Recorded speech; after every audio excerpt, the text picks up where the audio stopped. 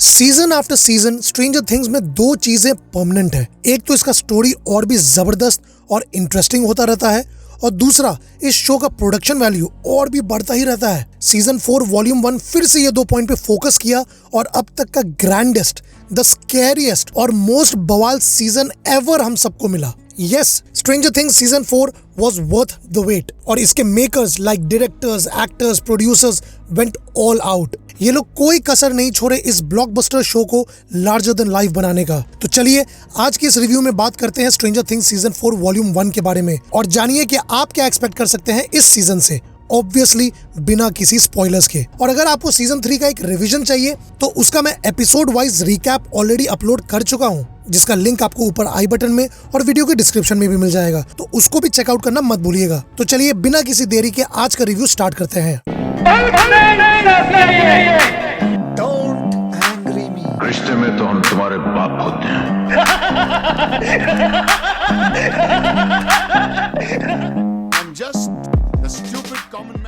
Guys, almost 3 साल बाद season 4 आया है तो नेटफ्लिक्स के ऊपर बहुत प्रेशर था और एक ऐसा प्रेशर जिसपे किसी का कंट्रोल नहीं है और वो है एज। इस शो के बच्चों का बच्चा होना इज वेरी इंपॉर्टेंट, लेकिन टाइम का किस पे कंट्रोल है भाई। बच्चे तो बड़े होंगे ही, इसलिए Netflix had a tough job to impress its audience and did they deliver?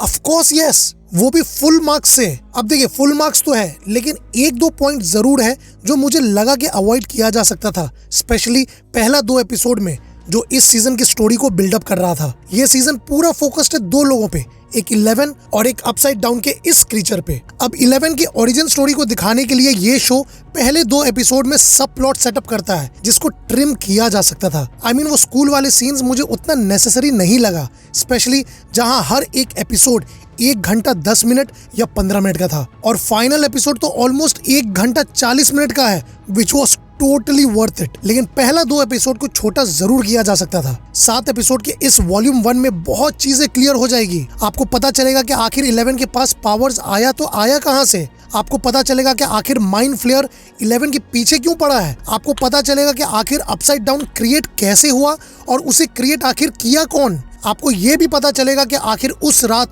Hawkins lab में आखिर हुआ क्या था और आपको ये भी पता चलेगा कि उस माइंड फ्लेयर या उस क्रिएचर का आखिर मकसद क्या है। बहुत कुछ क्लैरिटी मिलता है इस सीजन में जो हम सब 2016 यानी इसके सीजन 1 से सोचते आ रहे हैं। ये season definitely the scariest season है। इनफैक्ट इसका हॉरर सेटअप और कुछ हॉरर सीन्स कॉन्ज्यूरिंग जैसे डेडिकेटेड हॉरर फ्रेंचाइजी को टक्कर दे सकता है। इसका upside down world, red theme और वो खौफनाक क्रीचर आपको इंसीडियस का भी याद दिलाएगा। वहीं सीजन 3 की तरह इस सीजन में भी डायरेक्टर्स ने पूरे कास्ट को 3 ग्रुप में डिवाइड कर दिया है, जहां जॉयस और हॉपर का वो रशियन स्पीकिंग फ्रेंड हॉपर को रेस्क्यू करने में कमशटका यानी रशिया जाते हैं। वहीं Dustin, Lucas, Nancy, Steve, Erica, Robin और एक new character Eddie Munson upside down के गेट को खोजने में लगे हैं। और तीसरी तरफ माइक, जोनाथन और एक और न्यू एंट्री आर्गाइल एक अलग एडवेंचर में है। और लाइक ऑलवेज ये तीनों ग्रुप अलग तो है लेकिन सबका मकसद और सबका एंड रिजल्ट हमेशा इंटरकनेक्टेड रहता है, leading to the upside down. अब आप पूछेंगे कि भाई 11 कहाँ है? 11 का तो नाम मैंने लिया। तो भाई 11 इस बार सोलो है, जहां वो अपना खोया हुआ पावर्स वापस लाने की कोशिश में लगी है और इसी में 11 का पूरा ओरिजिन स्टोरी भी दिखाया जाता है जो बहुत ही ज्यादा इंटरेस्टिंग था। 11 इस सीजन मोस्टली हेल्पलेस और पावरलेस है जो आपको शायद बोर भी कर दे, लेकिन आई नो ये एक सुनामी आने से पहले का शांति है और वो सुनामी वॉल्यूम 2 में आएगा। 11 विल डेफिनेटली बी बैक और इस बार और भी खतरनाक पावर्स के साथ। अब देखिए, हर एक एक्टर्स के परफॉर्मेंस के बारे में बात करके आपको बोर नहीं करूंगा क्योंकि हर किसी का परफॉर्मेंस हमेशा की तरह टॉप नॉच था, लेकिन मेरे लिए न्यू कमर जोसेफ क्विन जो एडी मनसन का रोल प्ले कर रहे हैं कंप्लीटली स्टूड आउट। एक ब्लॉकबस्टर शो में एंट्री मार के ऑलरेडी पॉपुलर स्टारकास्ट के सामने अपना मार्क छोड़ जाना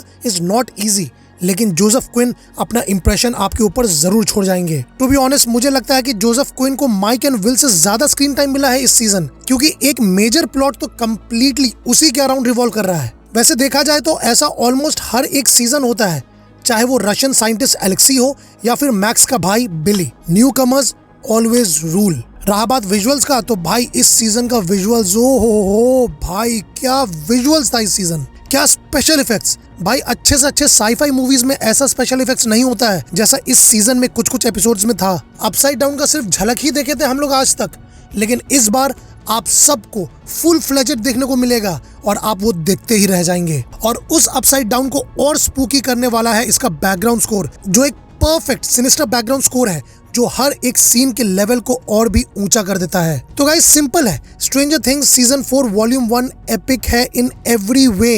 ये सीजन और भी ग्रैंडर है। प्रोडक्शन वैल्यू तो भाई बड़ा ब्लॉकबस्टर मूवीज को पीछे छोड़ देगा और इसका हॉरर एलिमेंट्स जैसा कि मैंने कहा उसको देखकर बड़ा ब्लॉकबस्टर हॉरर मूवीज भी शर्मा जाए। और इस सब में भी ये शो अपने हार्ट एंड सोल यानी द किड्स, द कास्ट जो अब सब बड़े हो गए हैं, उन सब से आपको कनेक्ट करके रखता है। तो गाइज वॉल्यूम 2 के लिए रेडी हो जाइए जो 1 जुलाई को रिलीज होने वाला है और उसमें सिर्फ और सिर्फ 2 ही एपिसोड्स होंगे। Yes, only 2 episodes. लेकिन कहा जाता है कि वो 2 एपिसोड किसी मार्वल या डीसी मूवी से कम नहीं होगा, क्योंकि एपिसोड 7 1 घंटा 25 मिनट का होगा और एपिसोड 8 2.5 घंटे का। Yes, 2.5 hours. मेरा बस चले तो एपिसोड 8 को थिएटर्स में रिलीज कर दूं, भाई मजा आ जाएगा सीरियसली। एनीवेज इस सीजन को मैं दूंगा 5 आउट ऑफ 5 और मैं क्लियरली कुछ नेगेटिव पॉइंट्स को ओवरलुक कर रहा हूं, बट आई डोंट केयर। मैं जो एक्सपेक्ट कर रहा था इस सीजन से मुझे उससे ज्यादा मिला, तो इसलिए भाई मेरे तरफ से तो फुल मार्क्स है। और आप मुझे कमेंट सेक्शन में बताइए कि आप मेरे इस रिव्यू से अग्री करते हैं कि नहीं। और अगर मेरा रिव्यू आपको अच्छा लगा हो तो वीडियो को लाइक जरूर कीजिएगा और चैनल को सब्सक्राइब करके बेल आइकन दबाना मत भूलिएगा। तो मिलते हैं अब आपसे इंस्टा, फेसबुक एंड ट्विटर में या फिर मेरे नेक्स्ट रिव्यू में। Thank you guys for watching.